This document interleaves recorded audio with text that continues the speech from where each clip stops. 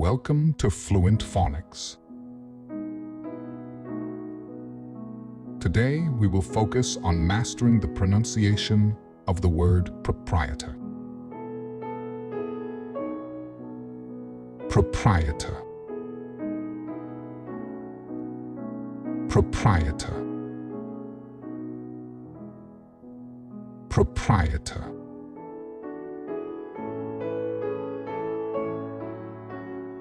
Here's an example of how one might use it in a sentence.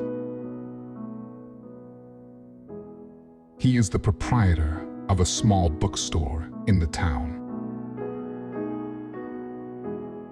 The term proprietor refers to the individual who owns or operates a business or property, in this case, a small bookstore in the town.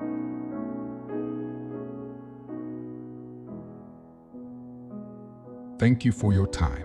If you enjoyed this, please like and subscribe for further content.